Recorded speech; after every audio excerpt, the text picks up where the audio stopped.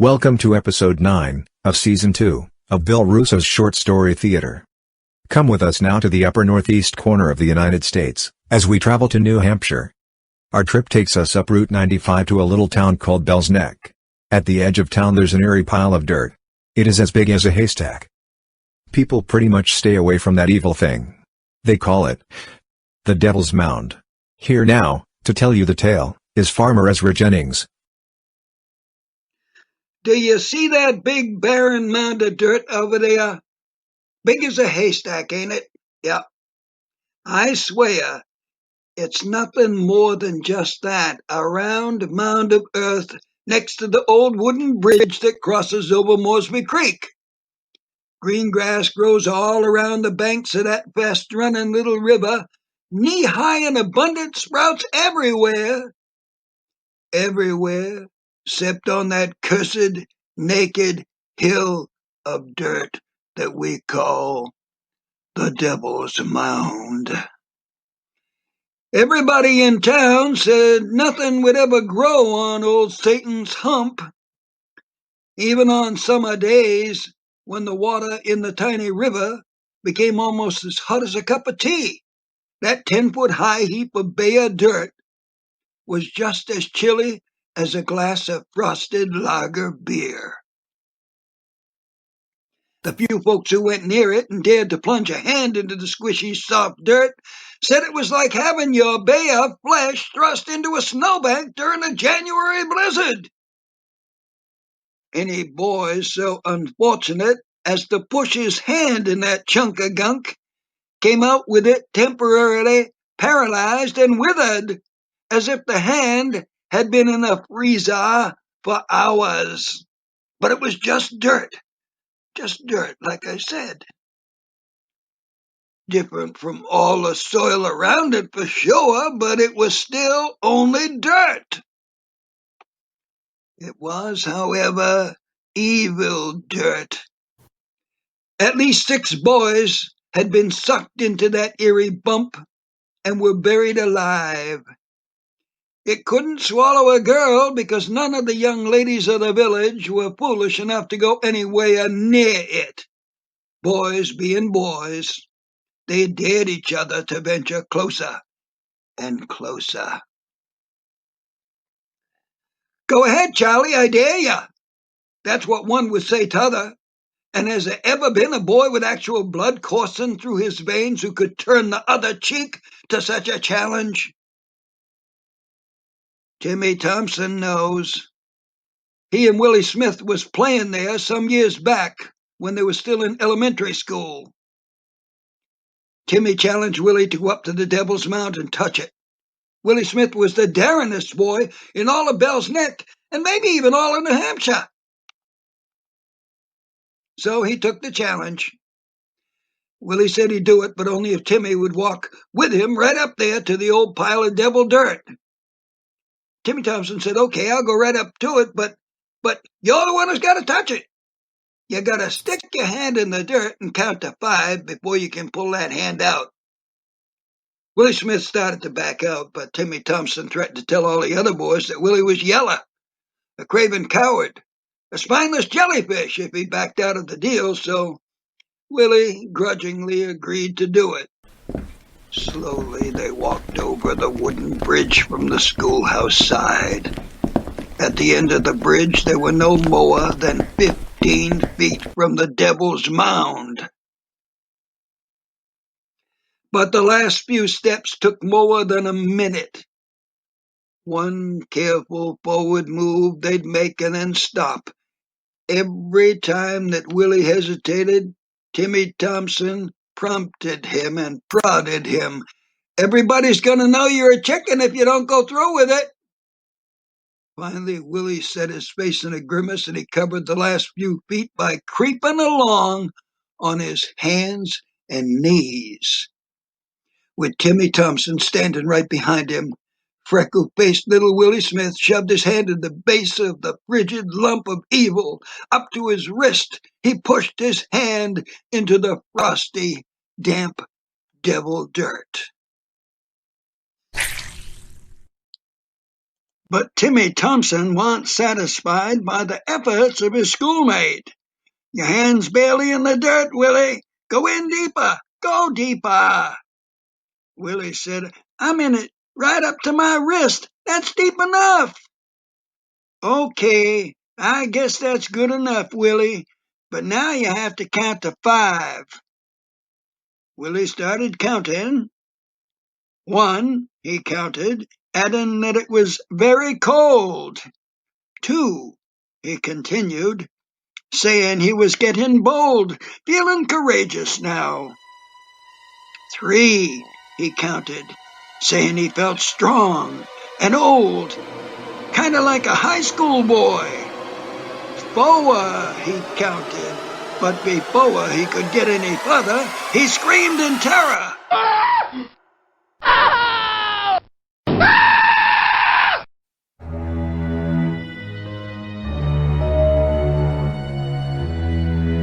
"There's something grabbing my hand. It's pulling me, dragging me inside the Devil's Mound. Help me, Jimmy, help me, Jimmy."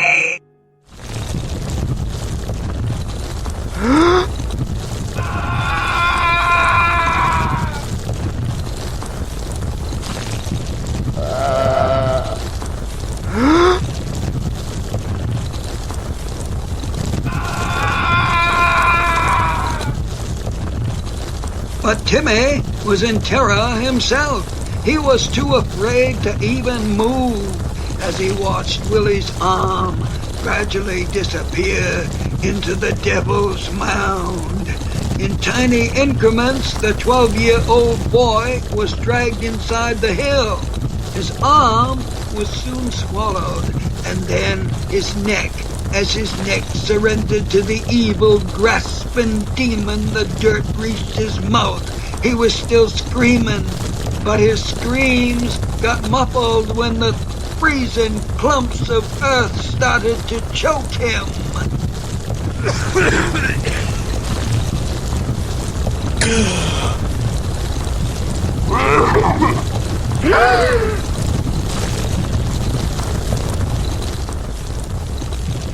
In less than a minute, Willie Smith's stifled screams could still be heard, even though his head was fully buried in the cold, earthen mound of the Demon of Bell's Neck.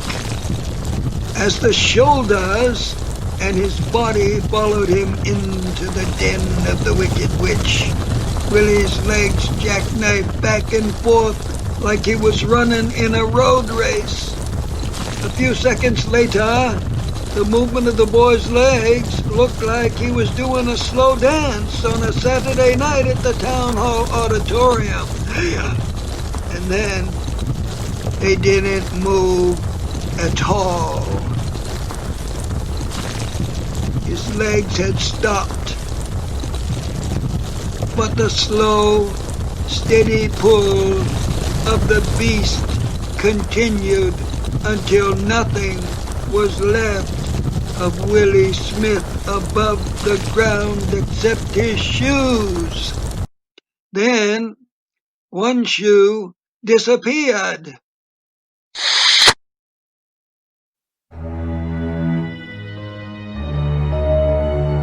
The other shoe lay still on top of the cold dirt near the base of the Devil's Mound. That shoe had fallen off his foot as Willie was finally dragged all the way into the heap. That there shoe was all that was left of brave little Willie Smith. Willie's screams of terror were so mournful and loud that Timmy Thompson covered his ears as his friend was pulled slowly but steadily into the Devil's Mound.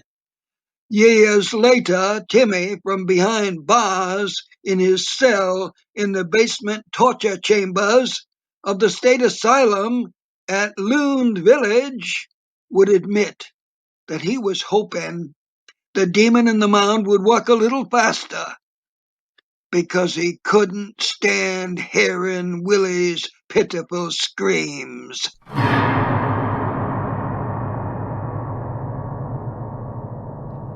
I'll tell you something. There are things on this earth that are evil without a reason. They're just naturally pure evil. However, with most things there is a reason for the malevolence. That's the case with the Devil's Mound. It wasn't always a thing nightmares are made up of. Just before he died, I found out about Lucifer's lump of old clay from Seth Hackett, who ran the general store and the post office, man and boy, for more than 70 years. He ended up in the state asylum up there in Loon Village. And I went up to visit him, and he told me what happened. Said at one time there was a cottage on the very spot where the Devil's Mound now terrorizes the city of Bell's Neck, New Hampshire. It was a pretty cottage, painted white with pink shutters. White because Jed Parker, the farmer who built it, knew that a white cottage brings good crops. The pink shutters were there because his pretty young wife was from Boston. Boston, that's where ladies wear pink and frilly stuff. And Jed Parker was just plain head over heels in love with his pretty young wife, don't you know? And everybody in Bell's Neck thought she was real nice. They called her Mrs. Agatha. Yep. You know, there's an old New England saying that the land gives and the land takes. Sadly, it's true that in any given year, a couple of farmers are going to die while doing their work, and hundreds more are going to suffer some non-fatal injuries. Many a farmer has perished here in New Hampshire while tending their patch of land. Most of the injuries are caused by tractors. Last year, a fella up in Loon Village had his head blowed clear off. He was filling up a tire on his tractor. It exploded, knocked his head clean off his shoulders. Well, Jed Parker, he didn't have no tractor, so you might think he'd be safe. Nope. Didn't have no tractor, but he had a plow. And that day a plow was pulled by a raggedy old gray mare named Mrs. Hopkins. And Mrs. Hopkins didn't much like being a farm hoss. Neighbors told Jed to get rid of the old nag, but he had got her cheap and didn't want to spend a lot of money on getting a good hoss, so he made do with Mrs. Hopkins.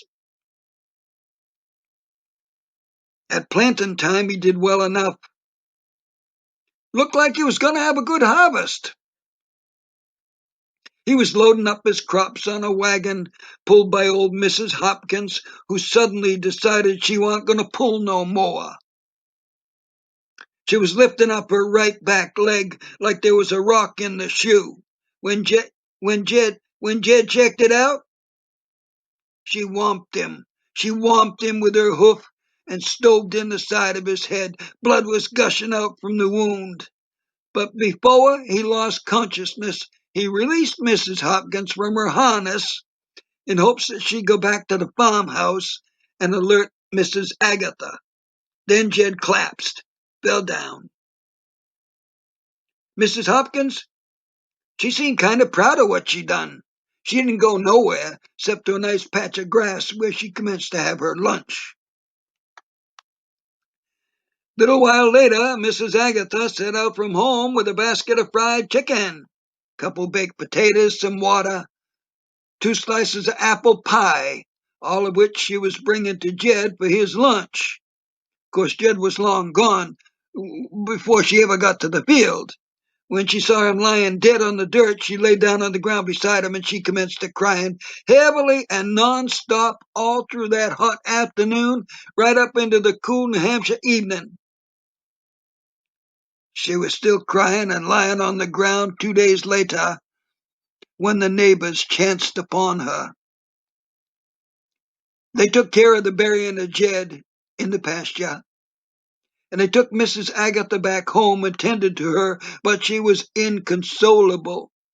After a few days, she ordered all the neighbors out of her home and shut herself in. She shut herself in. She just couldn't get over losing Jed, don't you know? She had no interest in anything. The only things that gave her comfort, any comfort at all, was her three cats. Mama Sophie and the Mrs. Fancy and Nancy.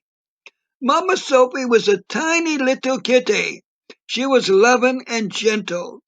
Her soft, silky fur was mostly gray, but she had snow-white feet and a triangular streak of bright white fur that began at her throat and tapered down to her back legs. Her daughter Fancy was almost an exact copy, except that Fancy was larger than Mrs. Sophie.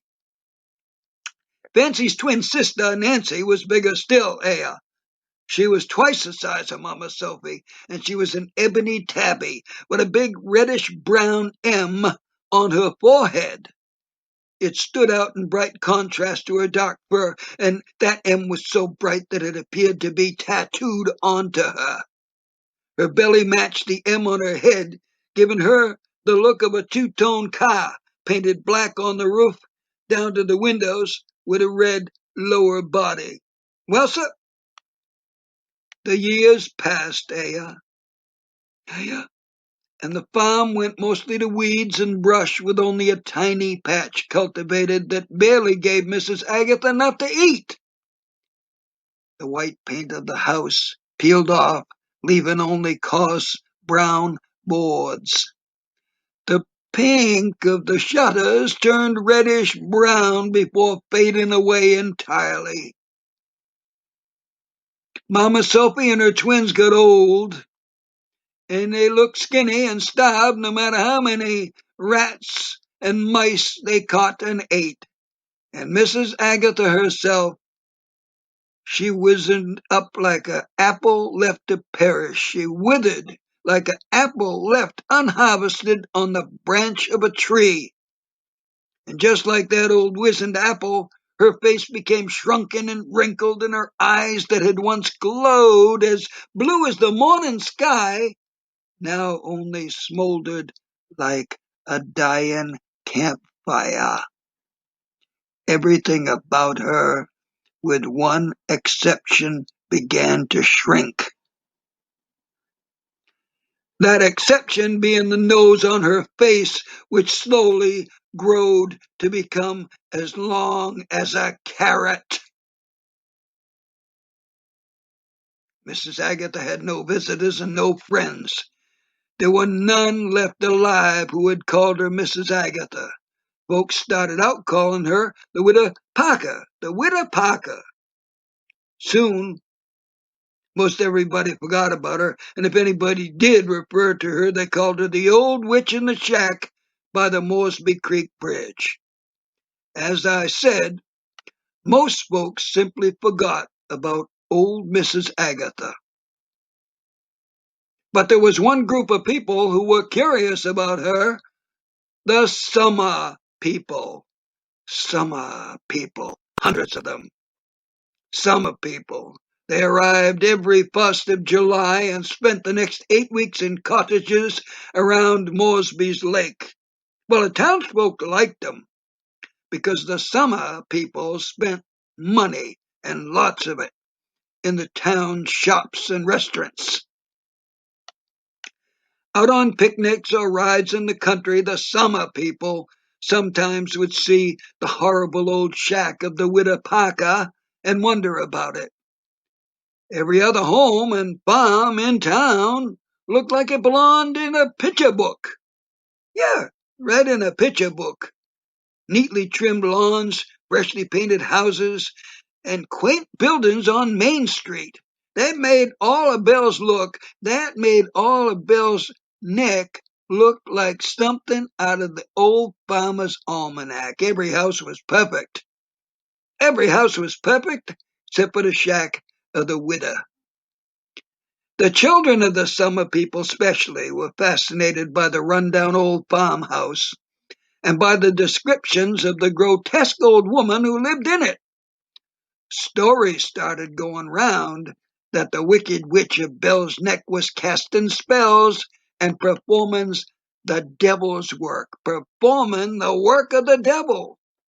They swore she was assisted by 3 feral cats whose fangs could slash a 900-pound moose into 2-inch thick supper steaks, in just 5 minutes.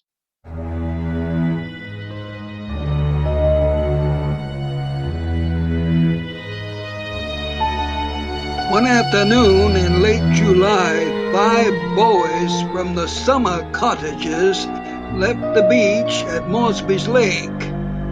They followed the creek for about 2 miles down, traipsing along the little river as it twisted and turned its way towards the creaky wooden bridge and the old schoolhouse, which was abandoned just about the same time Jed Parker died.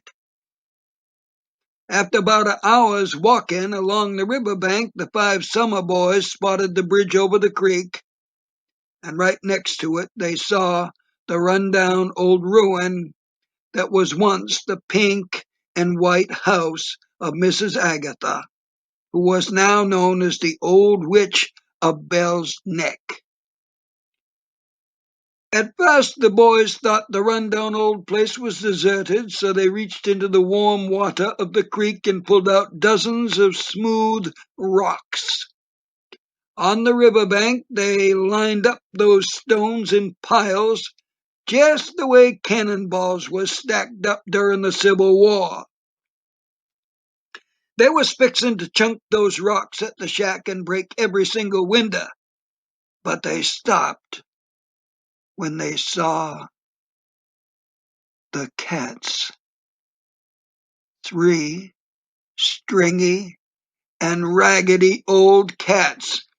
One was almost as small as your fist. It was gray, with a big patch of white running down its throat. Then there was a second cat. It looked just the same as the first, but bigger. Out from behind an old water bucket, a third cat, much bigger than the first 2, came slowly walking towards the other 2 cats. It was dark as night, and on its forehead was a bright letter M, shining out from just above its glowing eyes. Those 3 kitty cats, as you might have guessed, was Mama Sophie and her twin girls, Fancy and Nancy.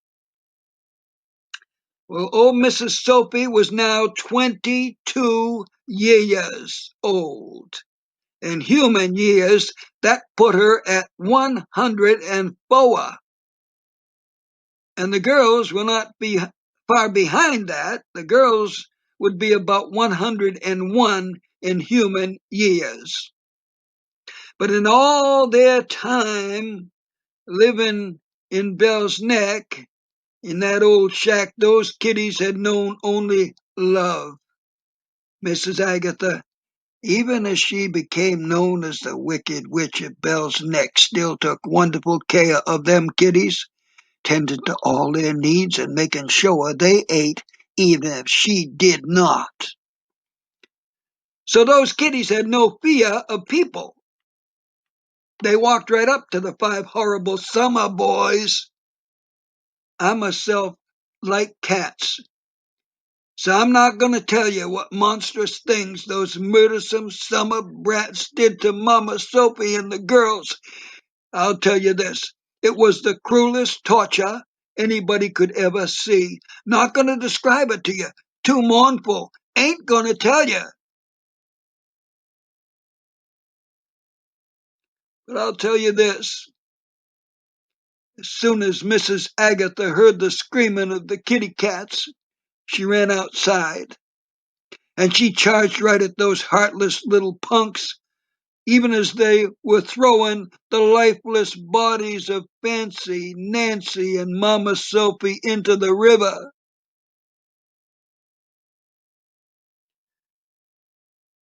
Though she weighed less than 100 pounds, withered old Mrs. Agatha fought those demonic summer boys with nails and tooth, foot, and fist.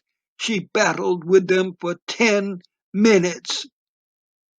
It was 5 well-fed, rich, strong summer boys against a 90-pound old lady with a nose as big as a carrot.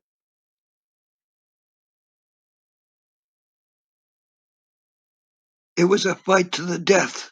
It was a fight to the death. Yep. Aya, aya, aya. They killed her. They killed her, beat her to death. She put up a great battle, but was too outnumbered to do much more than scratch up the faces of the summer monsters. They laughed at the old lady when she finally fell to the ground and lay dying before them. With her last breath, she swore that they would pay with their own lives for the evil crime of killing her cats.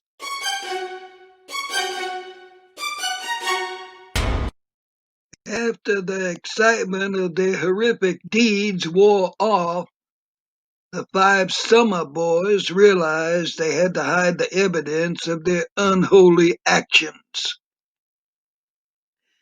They dragged Mrs. Agatha into her house and set it on fire. It being a lazy summer day, nobody else was on the Moresby Creek Road that afternoon. The old schoolhouse was long closed, and there was nothing else of interest on that side of the bridge. And so it was that very few people ever ventured into the neighborhood of the Wicked Witch of Bell's Neck. Turned out to be 3 days before anybody noticed anything, and when they did, they didn't think too much about it. It appeared that the old lady had been careless with an oil lamp. She did not have electricity. Yeah, she probably spilled some fuel and it caught fire, burning the house down. The town police chief considered it odd that they could not find her body in the ruins. Judge Dan Andrews speculated that the old lady probably escaped the fire. It's likely she suffered burns and ran outside, he said. We're probably going to find her body in the woods one of these days, Well, down at Seth Hackett's place, the post office and general store, which was the social media gathering place of the day back then in Bell's Neck, people was talking about Mrs. Agatha. Nobody had seen her for months. Some folks guessed she moved away, saying she probably burned down the house herself before she left. Nobody, including the police chief, was in any hurry to do any investigations. As for the 5 boys, when they got back to their various cottages on the night after they killed Mrs. Agatha, Mama Sophie, and Nancy, and Fancy, they had a lot of explaining to do. They were 12-year-old boys, so their parents expected a certain amount of torn clothing, dirty hands and faces and such. But the boys had deep scratches all over them.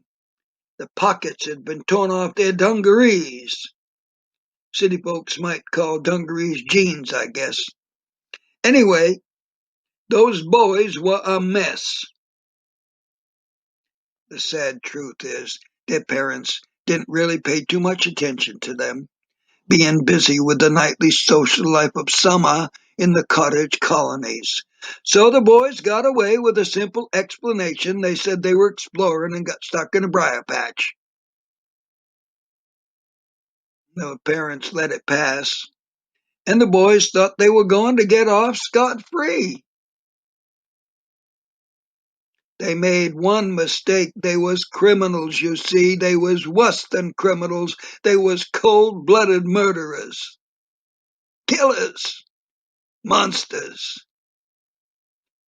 But even if they was caught, the very worst that could happen is that they would be sent to the New Hampshire Reform School, just 10 miles from Bell's Neck over there in Loon Village. They would stay in reform school till they was 18 and then be sent back into society where they would undoubtedly do some more killing. That's because killers don't change. Fact is, they get worse. The first kill is the hardest. After that, it's very easy to kill and kill again. So, as I said, those boys was criminals. Horrible criminals, and they made one mistake. I expect you know what it was. They returned to the scene of the crime. Aya, aya, aya. They wanted to see the ruins of the old house, rummage round the burned logs, and maybe dig into the remains to see if there might be a cookie jar that survived the fire. And maybe there was some money inside that cookie jar. By the 1st of August, the murderous little brats of the summer people was pretty much recovered from the bruising they got in the fight with the Wicked Witch. So they were ready to once again walk from the lake down the riverbank and on towards the bridge over Moresby's Creek. And they did it. When they got to the ruins, they lost much of their courage. They thought they heard the muffled cries of kitty cats being tortured.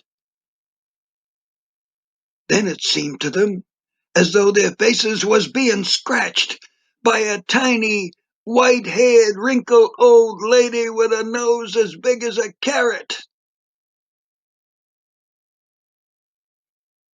They quickly recovered and convinced themselves that their imaginations had taken a flight into fancy.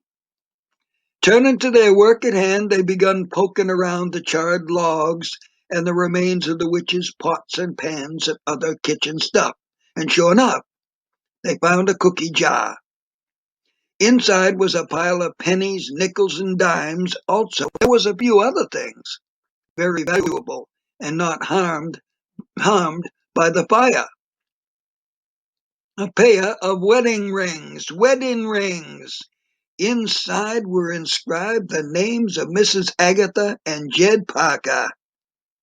They were fine rings, purchased by Jed, who had traveled all the way up to Copley Square in Boston to buy them many years ago. There was also a stack of gold coins that Mrs. Agatha had inherited when her parents had passed away shortly before she got married to Jed. Well, the boys quickly stuffed the loot into their pockets, and they left the ruins with all of the widow's worldly goods. What are you boys doing here? Suddenly said a loud voice that belonged to Judge Dan Andrews, whose conscience was bothering him that he hadn't checked the house and the surrounding area for the body of old Mrs. Agatha. Then there was the cats. The judge knew those cats from as far back as when they were kitties, little kittens. He figured they might be wandering around looking for Mrs. Agatha. The judge had brung a bottle of milk to share with them if he found them. But the judge soon discovered that the Summer boys had purloined the jewelry and the gold from the wreckage. He immediately took the 5 Summer boys into custody. They was held in the Bell's Neck jail without bail on a charge of grand theft. Back in New Hampshire in the day, the local judge was the supreme authority in cases like this, and Judge Dan Andrews was a kind of a hanging judge. He had no mercy for criminals.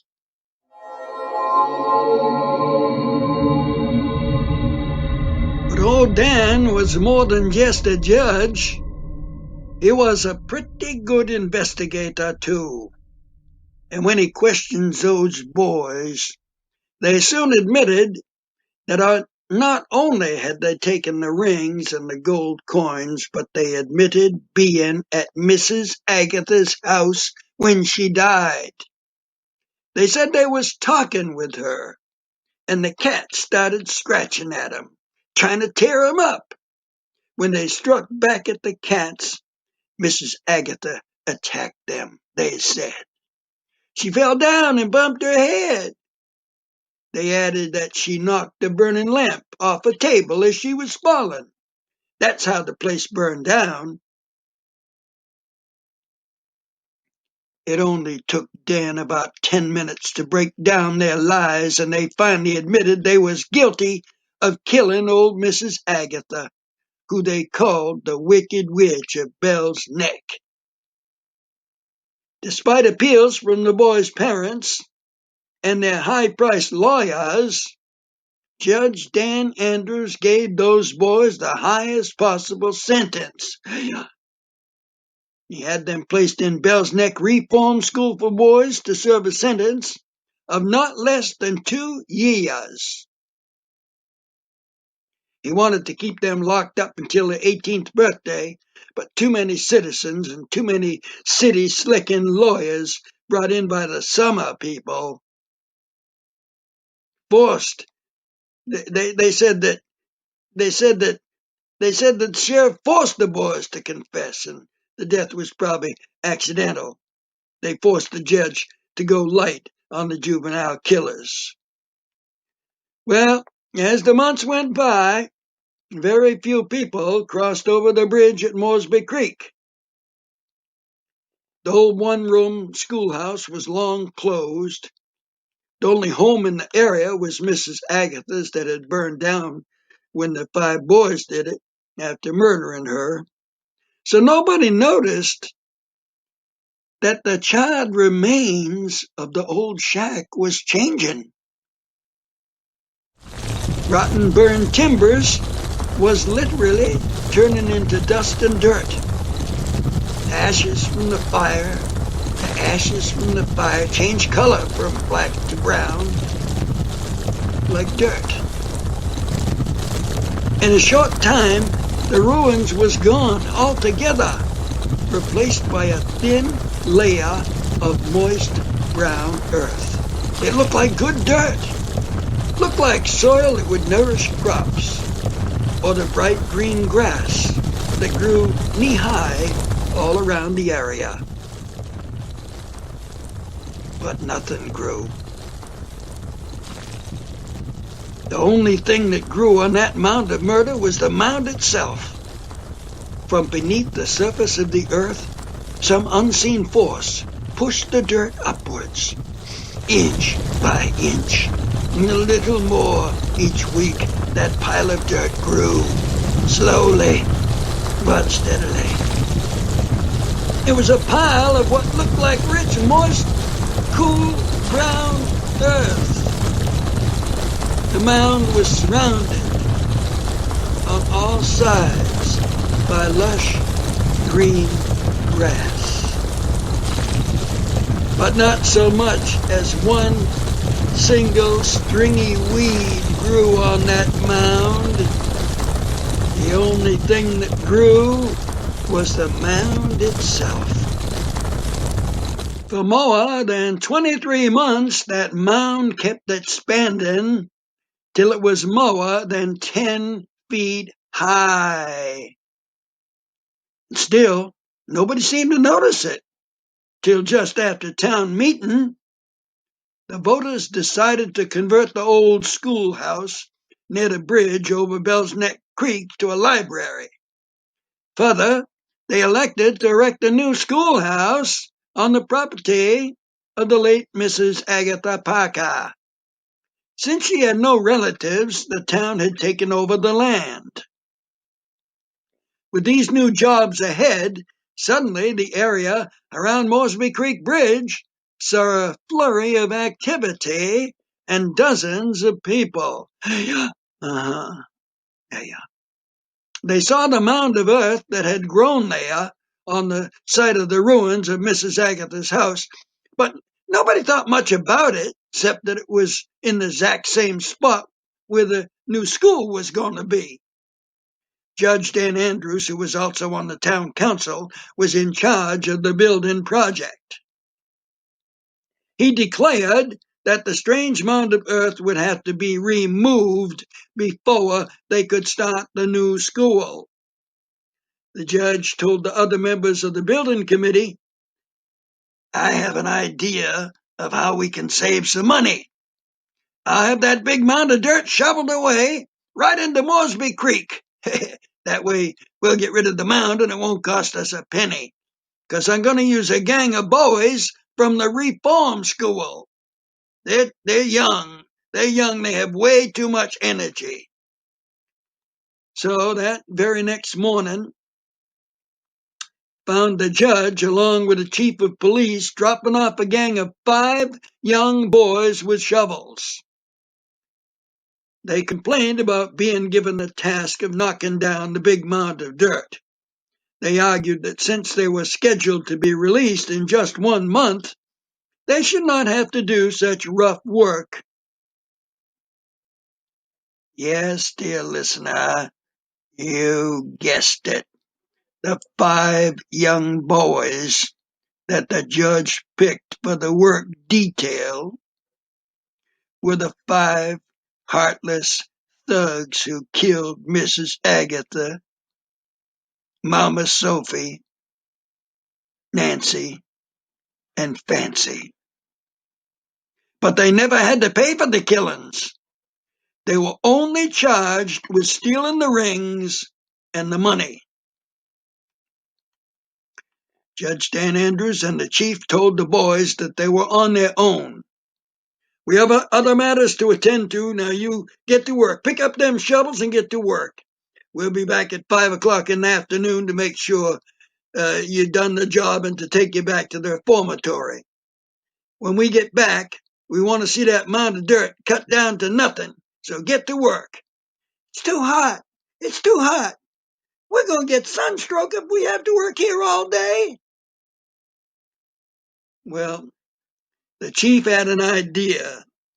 "Judge, it is kind of hot, so give them boys these hats that I got in the patrol car. These hats are forest ranger hats. They're forest ranger hats that we use when we're on fire watch."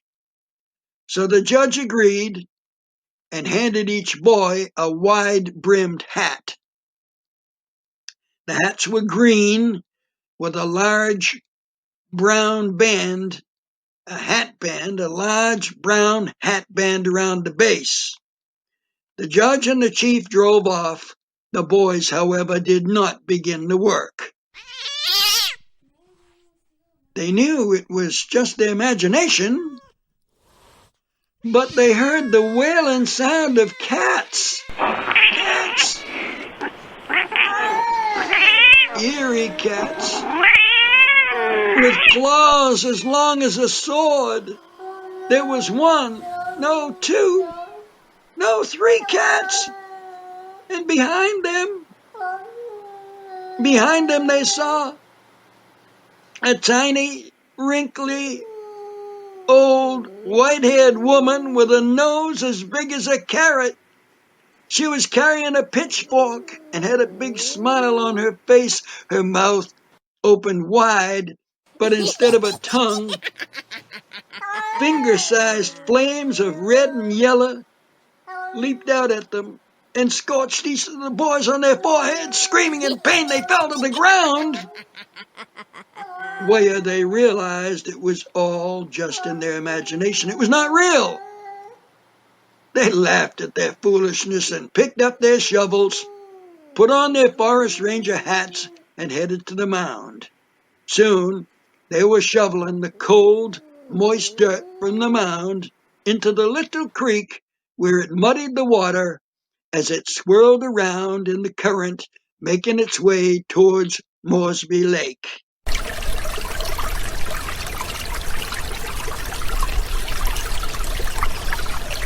When the judge went back in the late afternoon to check up on the work, the mound was gone. It looked like they had done a fine job, but the boys were nowhere to be seen. He figured that the chief must have picked them up and taken them back to the reform school. Judge Dan Andrews said to himself, "Well, since I don't have to take those brats back, I'm done for the day. We can begin construction in the morning.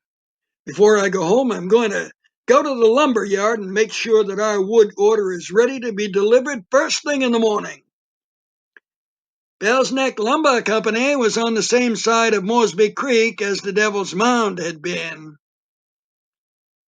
It was 3 miles down the road, heading towards the center of town. The lumber yard bordered the creek. There was a dirt road running from the yard down the bank of the creek to a sandy area where logs were floated in from various working locations. Judge Andrews noticed something strange. There on the sand was a large mound of dark, damp earth piled up on top of the sand. It was as big as a haystack. He said to the supervisor, "What's that mound doing there? Why did you put that mound of dirt in the middle of the receiving area?" "We didn't put it there. Just appeared there. I've been watching it from the office window all day long. I noticed about 10 this morning when it was only a foot high. All day long, hour by hour, it just kept growing for no reason. I could see the dirt coming down the stream." "Funny thing, Judge, that dirt was just floating on top of the water. It made a landing just like a boat and then drifted over to the pile. Seemed like it was coming in one shovelful at a time, Judge. I don't have any idea how it could have piled itself up like that." "I do." The judge ran down to the edge of the creek. He stopped just in front of the dirt pile and stuck his hand in it. "It's freezing cold. Freezing cold on a day when it's over 80 degrees. Yeah, that mound of dirt was freezing cold. Then the hairs on the back of his neck started bristling because his hand touched something. The judge's hand touched something, and it felt like cloth. Yanking it out from the mound, he saw it was a wide-brimmed green hat with a brown hat band at the base. A forest ranger hat. He set the hat down on the ground and stuck his hand back in the relocated Devil's Mound. He felt around and his fingers touched upon cloth, most likely another hat. As he began to pull the hat from the cold, moist dirt, he felt something touch his hand. It grabbed his wrist. The judge jerked away as though hit by 220 volts of electricity. Falling backwards, he landed on a soft bed of knee-high grass that had suddenly sprouted up around the base of the Devil's Mound. But there was still nothing growing on the barren heap, not one single weed, not a single sprout. Judge Dan Andrews picked himself up, and he left without bothering to search for the other 4 hats.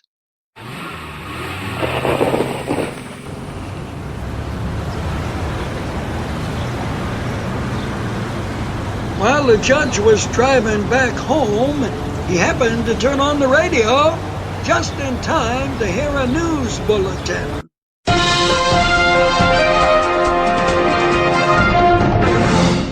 From the WSJR newsroom, here's breaking news. Reporting live from the scene, here is WSJR News Director, Matt Lawbuck. More than 24 state and local police officers, at this hour, are searching the White Mountains area for 5 teenagers who escaped from the state reformatory at Loon today. They were on a work detail in the town of Bell's Neck at the Moresby Creek Bridge and apparently ran off after the sheriff left them on their own. The 14-year-old boys were serving time for grand theft and are also suspects in the beating death of an elderly widow, but they have not been officially charged in connection with that case. The escapees, who were due for release in just 30 days, are to be considered dangerous. Anyone seeing them should contact the authorities. This is Matt Lawbook. More details at the top of the hour.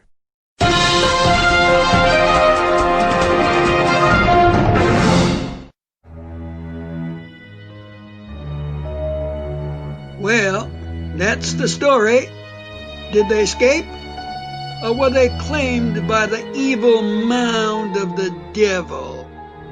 One thing's for sure, those murderous summer boys were never seen again. And never again did the county, or anybody else, ever try to level that big mound of earth that just moved itself from the Moresby Creek Bridge 3 miles down to the lake. It sits there still, cold, damp, and forbidden. Scary it is, and nobody will go near it, except on those summer days when boys play and one will say, "I bet you can't stick your hand in the Devil's Mound and leave it there for 5 seconds."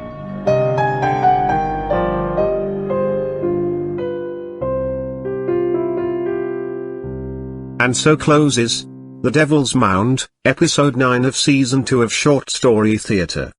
The tale was written especially for the Short Story Theatre, by Bill Russo, who also played the part of the narrator, the farmer Ezra Jennings. If you have enjoyed our little play, please like it, and share it. We need your support, so take a minute to give us a hand. This is Basil Nightingale speaking. Join us again real soon. Won't you?